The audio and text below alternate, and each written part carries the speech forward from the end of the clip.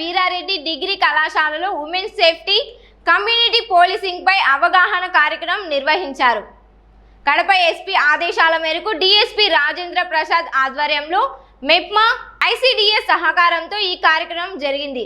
ఈ సందర్భంగా డిఎస్పీ మాట్లాడుతూ మహిళలు శక్తి యాప్, సైబర్ సేఫ్టీ యాప్లను వినియోగించుకోవాలని సూచించారు. సైబర్ నేరాలు, బ్లాక్మెయిల్ ఘటనలపై భయపడకుండా ధైర్యంగా ఎదుర్కోవాలని విద్యార్థినులకు అవగాహన కల్పించారు. కార్యక్రమంలో market yard chairperson Supraja, women police station CI LM Raju, town CI Ramakrishna, SI Konda Reddy, rural CI Krishnaiah తదితరులు పాల్గొన్నారు.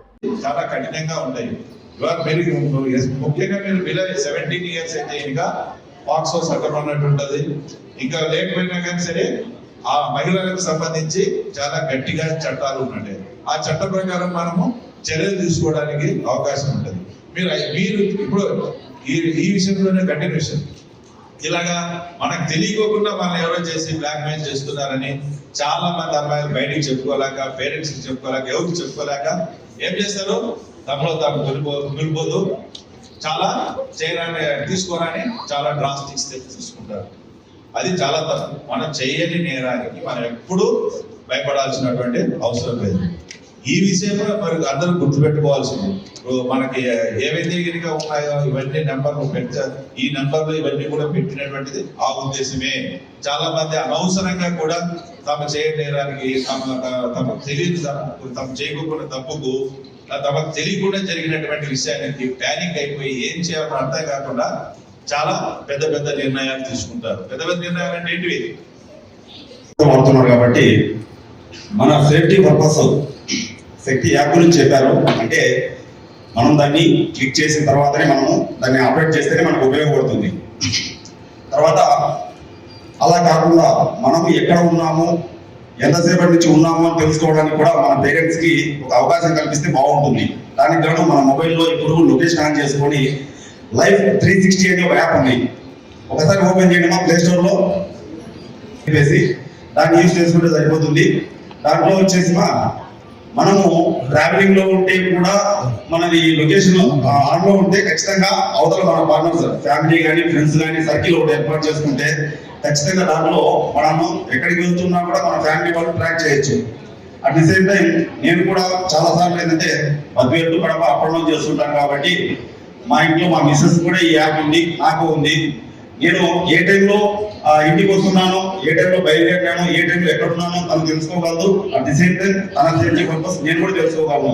ఎక్కడైనా పోయిందనుకోండి, బయటకు వెళ్తే ఎక్కడికి వెళ్తా ఉంది, లేకపోతే నేను ఎక్కడికైనా పోయినా అనుకోండి, ఎక్కడున్నానో, ఎంతసేపటి నుంచి ఉన్నానో, ఒకవేళ డ్యూటీకి నేను హెల్డ్ పోయి ఉంటాను, లేకపోతే ఎక్కడైనా ఏదైనా ప్రమాదం జరిగి ఉంటుంది. అలాంటివి కూడా మనము చెక్ మనకి తెలుసుకునే అవకాశం ఉంటుంది. అలాగే ఇంకొకటి గూగుల్ మ్యాప్స్ లోకి వెళ్తే గూగుల్ మ్యాప్స్ లో కూడా షేరింగ్ యువర్ లొకేషన్ ఉంటుంది. ఒకసారి గూగుల్ మ్యాప్స్ ఓపెన్ చేయడమా, మనము సైన్ దగ్గర మన ఇమేజ్ గానీ ఉంటుంది కదమ్మా, ఆ ఇమేజ్ మీద క్లిక్ చేయండి. దాంట్లో లొకేషన్ షేరింగ్ అని ఉంటుంది.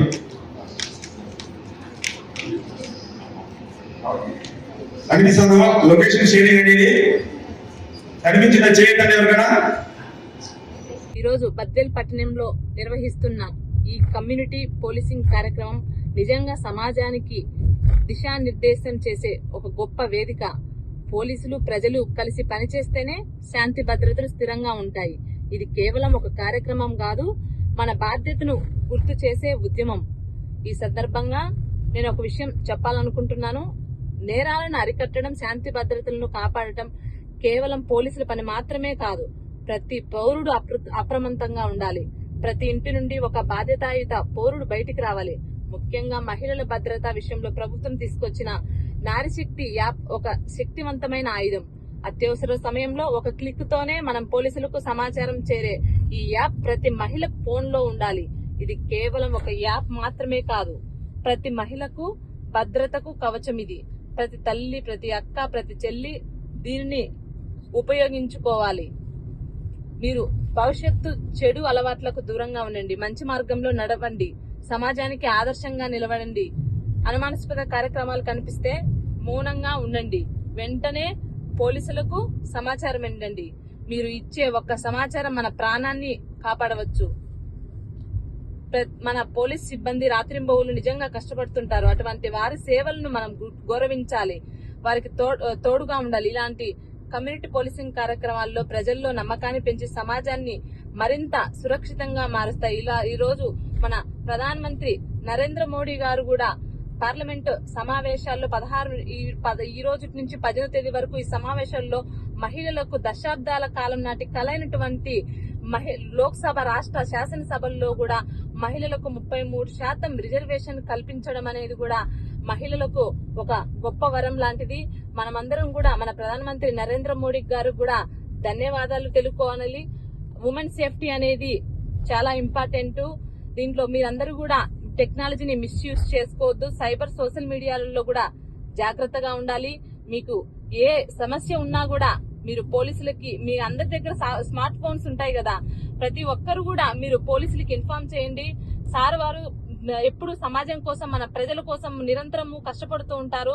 అలాంటి వారి కోసం మనమందరం తోడుగా ఉండాలి. ఈ అవకాశం